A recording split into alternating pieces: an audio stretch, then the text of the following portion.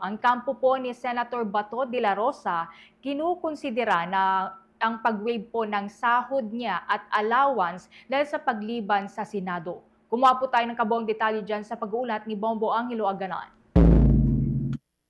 Kinukonsidera na umano ng kampo ni Senator Ronald Bato de la Rosa ang voluntaryong pag-waive o pansamantalang hindi pagtanggap ng sahod at allowances nito sa gitna ng sunod-sunod na pagliban sa sesyon ng Senado. Kinumpirma ito ni Senate Ethics Committee Chairperson J.V. Ejercito matapos ang isinagawang closed-door hearing ng komite. Ayon kay Ejercito, positibong sinyalis ang natanggap niyang tugon mula sa kampo ni De La Rosa kaugnay ng kanyang rekomendasyon. Nauna nang nanawagan si Ejercito kay De La Rosa na kusang isantabi muna ang pagtanggap ng sahod at benepisyo habang hindi ito dumadalo sa sesyon dahil maaari umano itong makatulong upang marisolba ang ethics complaint na inihain laban sa senador dahil sa patuloy na hindi pagpasok sa Senado. They are already considering. So, yun ang magandang balita. No?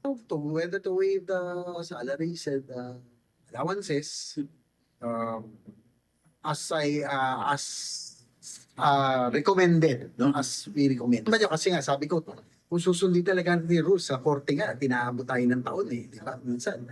Kasi kung susundin mo talaga yung rules, medyo matagal-tagal, tedious yung process. So, para na naman, mawala yung pressure sa Senate, mawala yung pressure sa, kay Senator De La Rosa. Samantala, dinipensahan naman ni Senator Alan Peter Cayetano si De La Rosa at sinabing hindi voluntaryo ang pagliban nito sa mga sesyon ng Senado, kundi bunsod aniya ng banta ng agarang pag-aresto kaugnay ng usapin sa International Criminal Court. Ayon kay Cayetano, nais na umano ni De La Rosa na pumasok at dumalo sa sesyon at maging ang mga kasapi ng minority at majority bloc ay nais din siyang makabalik na sa Senado. Ngunit ang pangunahing problema umano ay kawalan ng katiyakan mula sa pamahalaan na mapoprotektahan ng karapatan ni De La Rosa kapag pumasok ito sa Senado. So, klaruhin ko lang yung kay Senator Bato. Lahat ay gustong pumasok siya. Gusto ni Senator Bato pumasok. Ayaw niyang hindi pumasok. Gusto ng minority pumasok siya. Gusto ng majority pumasok siya. Anong problema? May threat sa kanya na walang assurance ang gobyerno na mapoprotektahan yung kanyang karapatan. It is not by desire of Senator Bato na wag siyang pumasok. Pareho naman ang naging sentimiento ni Senator Robin Padilla nang ipagtanggol din si De La Rosa kasabay ang pagkwestiyon sa umunay hindi pantay na pagtatrato sa mga akusado ng International Criminal Court. Binigyan din niya na hindi dapat kalimutan na ang tumutugis umano kay De La Rosa ay kapangyarihan ng dayuhan at iginiit na mali umano ang pagsandig sa international law kung hindi naman pantay ang pagtrato sa lahat ng inaakusahan.